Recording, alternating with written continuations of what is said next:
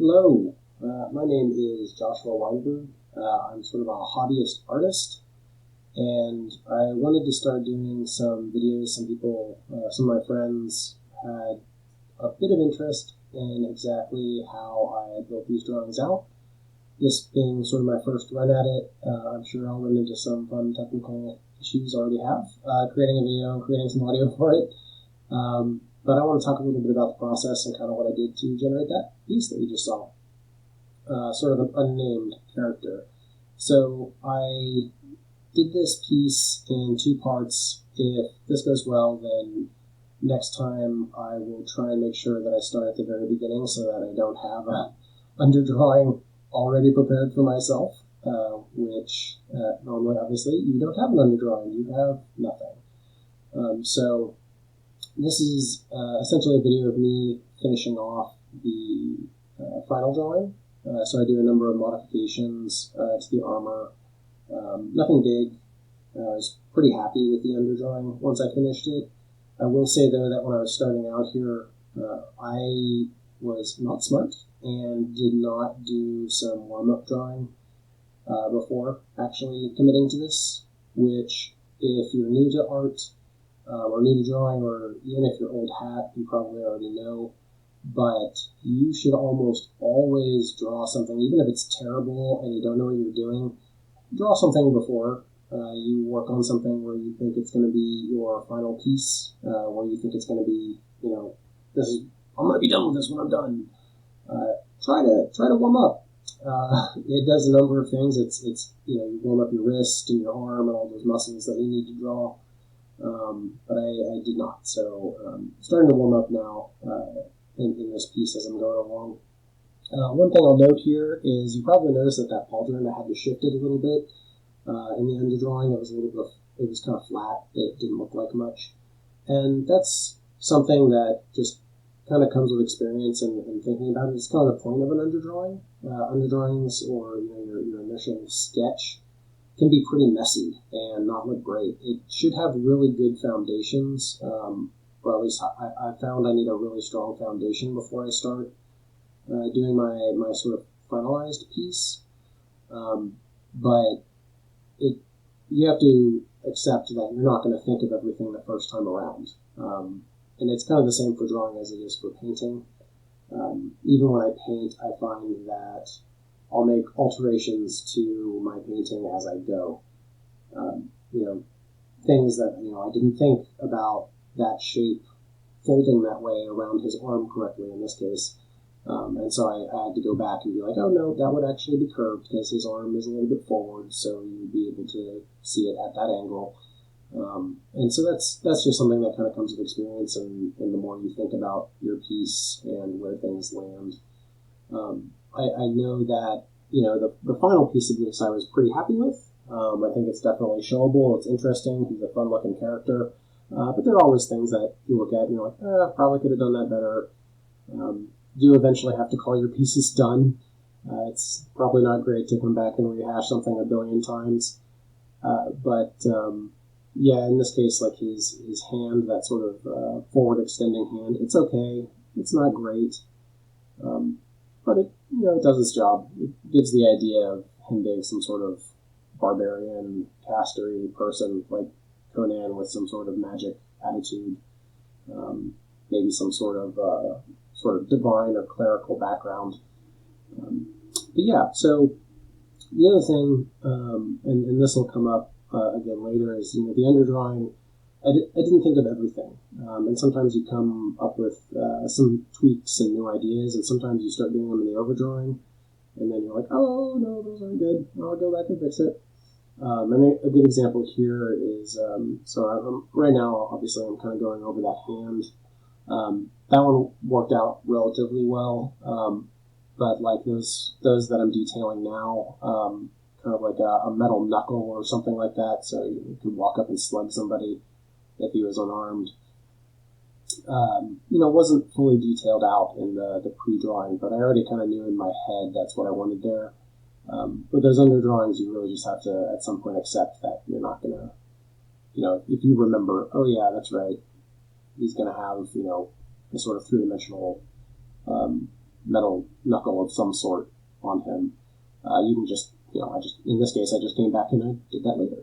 Another one is those little piercings that he has on his arm. Those, in the overdrawing, and at this point, I made them a little bit smaller. I actually go back later and make them bigger again, just because they looked really cool when they were bigger. And as soon as I shrunk them down, not too long after, I was like, oh, that's not good. Let's not do that. And so then I went back and fixed it. And then this little scroll was actually an add to this. Originally, that was just going to be another pouch. He's going to have 2 pouches on his belt.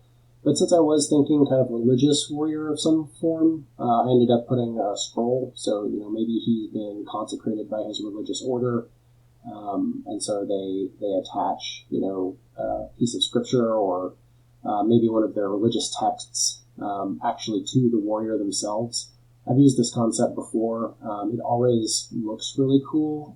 I will admit, in practice, I'm not sure how well that would actually stay on someone as they're kind of moving and bumping around. Probably not to a leather belt. It would probably fall off. But it does look cool, and it does give some flavor to the sort of character I was looking to present. Here's another piece that I decided to add in the overdrawing. This character is a kind of a riff on some concepts I've done before, and some of those characters, it's sort of like if you were wearing a robe or a parka or something, and then you put another piece of cloth on top of it that sort of trails down like a tabard. I really like that design element, and I've used it a couple of times, but in this case, and pretty much every time I've done it, I found that it doesn't make a lot of sense to have a completely unbound piece of cloth on a person. If you look at how people dress, most of the time their clothes are bound to them in some way, whether that's just because they're physically sitting on top of them, like your shirt and how it hangs on your shoulders. But pants, people don't really wear suspenders that much anymore, at least not in the U.S. here. But we wear belts, and the belts serve to keep up clothing. And so in this case, this is just like a little piece of cloth attached to his loincloth that kind of keeps that sort of middle piece in place.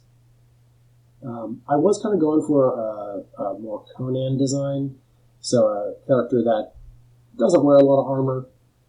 Looks like somebody who probably runs into battle and uses whatever magical or martial prowess they have to overcome their foes.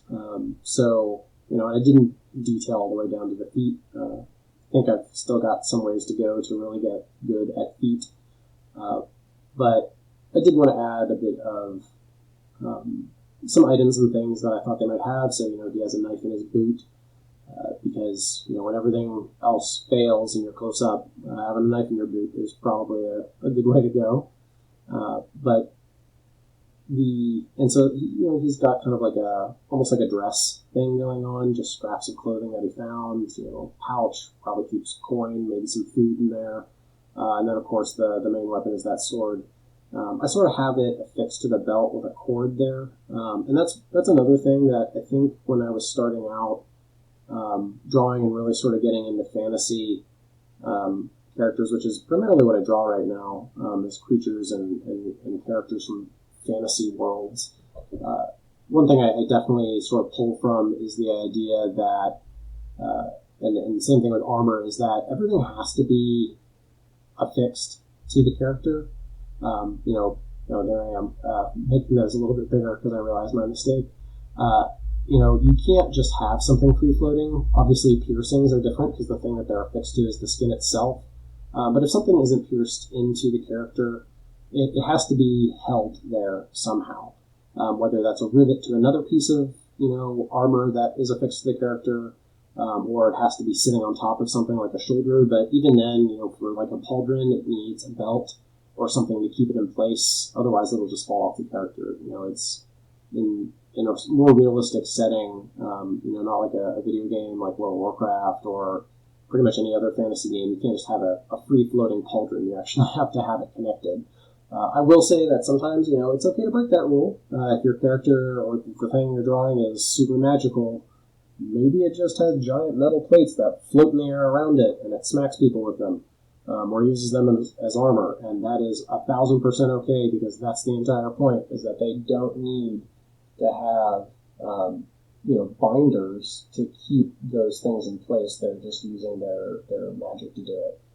I will say I kind of broke the rule on the helmet. It's not clear what is keeping it in place. My thought was that it's probably a band that goes around the head, which, I mean, let's face it, in the real world that would make his ears fall off. It would be way too heavy for a metal plate to be affixed to your head by just a single band. But it works in a fantasy setting, and the helmet is just too cool for me to have to draw on a band around his head or something like that. I think I at some point add like a little piece, but it's in so much shadow you can't even see it. You did see there I was kind of toggling that underdrawing on and off, and for me that's just sort of a self-check to see how far I gotta go. On a lot of cases I actually leave the underdrawing. I really like it. I know that to a certain extent for final and finished drawings, people like to remove that sort of stuff because it makes the drawing look way more complete and perfect and finished. But I really love sketch drawings. I really love the vibrancy and the feel. In this case, I did intend to eventually turn that off, but the underdrawing does give a lot more life to this, and I think that's just a function of it's like a light gray pencil on paper, so it kind of gives you some background noise, which is really good for viewers to sort of hang on to and really see. But it, by turning it on and off, I can see sort of what am I actually working with when I have it and when I don't. I ultimately usually kind of keep it on right now because here I'm doing shadows and things, and that underdrawing is helping sort of inform where those shadows go, because that pencil, when I'm drawing it, I'm mostly drawing the edges, which is really what lines are for, but I'm also, in a lot of cases, using thick lines where there's going to be shadows and thinner lines where there are not. And the jittering around is sort of me getting an idea of the space and how everything looks on the character. Since I'm kind of zoomed in, and even with the little thumbnail that this program provides, I still tend to kind of move around because I want to kind of check my line weights from top to bottom. It helps me also spot places where I may have missed some of the shading, some of the line work. So I would actually recommend that. It's easy when you're doing non-digital stuff and you're working just straight up off of paper, because you can just kind of bob your head up and down. When you're working digitally, some people like to zoom in and out. I like to just kind of pan around, especially for drawing. Painting, sometimes I won't do that. I'll do more of a zoom in, zoom out sort of approach to look at it. But for drawing specifically, I like to pan around. And I don't know why that is. I think it's mostly just it helps me catch where something might be a little bit thicker or something isn't thin enough. Or if I move my eye around really quickly and I find that I'm having trouble seeing something on the character, it really just helps me pick that up, and then I know that I need to adjust line weights or fix something. This shoulder, this little area between that belt and his helmet, that's another area that I think was kind of a problem area for me. I'm not sure I'm super happy with it in the final, but it just basically ends up in shadow. Which, is fine. I think in reality it probably would. His head would have a pretty massive shadow associated with it, just because of the size of the helmet. But yeah, it wasn't something that I think came out particularly well. And then here I'm just kind of doing the simple boots. Since I know that the area of focus on this guy is sort of towards the middle, it's probably actually the belt is the most complicated part. I didn't spend too much time noodling around on the boots, just enough to make it so that they didn't look awkward or standing out. So yeah, right there, see, I could tell that knife was going to get lost, so I gave it a kind of a heftier outline. And these lines for the sort of cloak part, or I don't even know what you would call that, the dress, we call it the dress. Those I know a lot of artists, and I think when I was starting, I drew a lot from the wrist, and I still do. It's not a great habit. You get a different type of line that way. And for a lot of these little lines, I do draw from the wrist because they're very short. It's easy to do. But when you start getting longer lines, you really have to use your whole arm. For me, I kind of focus on the shoulder and then pull the line. Is just, I guess, the best way I can describe that motion. But pull the line down or pull it across. I am left-handed, so some directions are easier than others. And that's another point, for warm-ups is, you do have to kind of get those muscles ready to do those kind of movements, especially if you're going to be drawing long lines. It gets really hard to do that if you haven't warmed up your arm and your wrist. You'll be really, really shaky and it'll be really hard.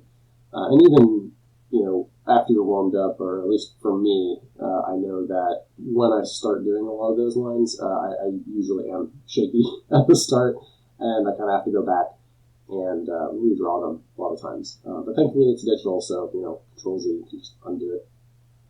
And here I am just kind of noodling, getting some of the muscles in the arm. I've, watched some videos of McFarlane and some of the other really great comic creators, or just people who do a lot of these kind of drawings. And it's interesting, for arms, and even with like metallic surfaces and things like that, the accuracy of where those muscles are doesn't have to be 1,000% correct.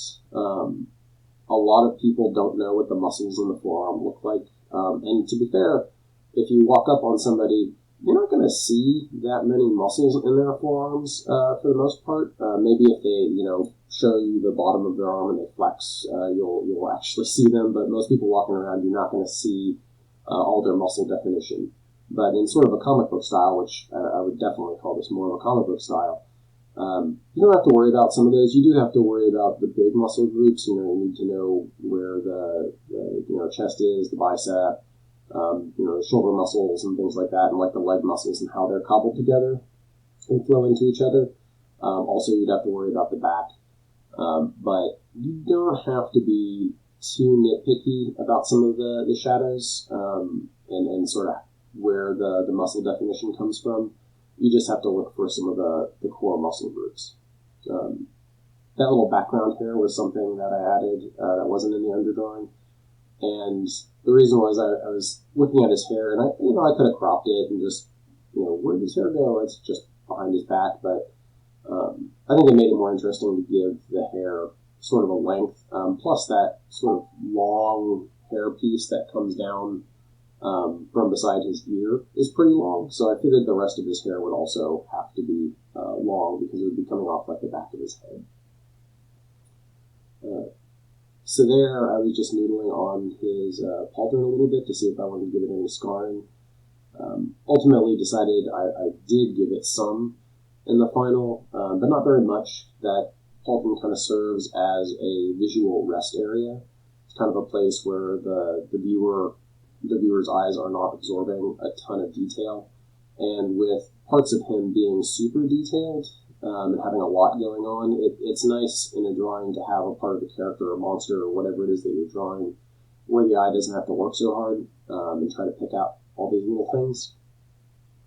So that pauldron I left mostly blank, and I would also say that his face in the final doesn't change much. So really the kind of resting areas are the big flat part of the boots, the shoulders, and then the head. And so here I've disabled the underdrawing finally to really get a look and be like, okay, well, what exactly do I need to do to kind of get this into its final state? At that point, or at this point, I was pretty happy with kind of how the line work came out. I knew I had more work to do and wanted to really push some of the values and things and fix some of the line weights. But at that point, I didn't need the underdrawing anymore to guide me. I was basically done with it. And so you also see, like, I really drummed up the line weight on the boots, like I just did there. And that was mostly because if you've ever read any of the Loomis stuff or watched videos of people who kind of ascribe to that, line weights you kind of represent shadow and heaviness. So the thicker the line, the heavier the thing is. Also, the closer to the viewer it is. which works out pretty well. It's kind of how our brain reads it. So for the boots, since they're so low on him, I really wanted him to feel grounded, even though this character doesn't have feet. I didn't draw feet. But even then, I really wanted them to feel heavy. I wanted them to feel weighted, because he's kind of a bigger, looks like he's kind of a buff, bigger character. So I gave them a really heavy line weight, and also to kind of reinforce that resting place for the eye, so it didn't feel like, so it kind of blocks it off from the rest of it. That leg is also, one of the legs is kind of in the forefront because he's kind of stepping forward. So that one would have a heavier line weight since it's closer. But yeah, here I'm kind of redefining or further defining shapes to kind of break them out. Usually with a lot of comic stuff, the outline, the silhouette line of the character is kind of the heaviest thing that you're going to get. It's where the most heavy line is, but I'd also caution against just going gung-ho and doing a thick black line around the entire character, because even here, the sword on the character is definitely behind him, and if I made that a super thick line for the entire blade and the hilt, it would be hard to read the hand and some of the hand that's coming forward as separate, or at least not back or feeling weird. So it is important to line weight things out, and then just kind of look at them and see, oh, does this actually feel like it's separate? Does it look like it is falling too far to the background? Line weights are usually heavier on the bottoms of things too, but you can get away with doing thicker line weights on top if you think it's going to kind of punch that part out. Like if you look at his mask, there's some heavy line weights there to sort of separate it off the background. And then this is me going in and fixing more shadows. I realized his sort of torso was looking pretty flat, and I was starting to lose the sort of arm and the torso area to that hair that's sitting in the background there. And then I was thinking, oh yeah, I'll add some scars, something to his helmet to make it look like he's been in battle. Ultimately, no. Every time I did it, one, it's hard because his helmet is oddly shaped. So adding scars, you have to account for, what is going across, what's going down. And pretty much any part of his helmet, with the way that it's shaped, is going to cut through multiple planes of that helmet. So I decided ultimately, it's better to just kind of be a resting place. And it also, I don't know, in my mind, it gives him a bit more of an air of danger in that, his face hasn't actually been blown off or anything like that. So here again, just kind of checking, looking around, seeing what works, what doesn't, seeing what shadows I may have missed. And then at this point, now I'm going in, there's a tool in Clip Studio called the Design Pencil, which I really like because it has a nice grip to it.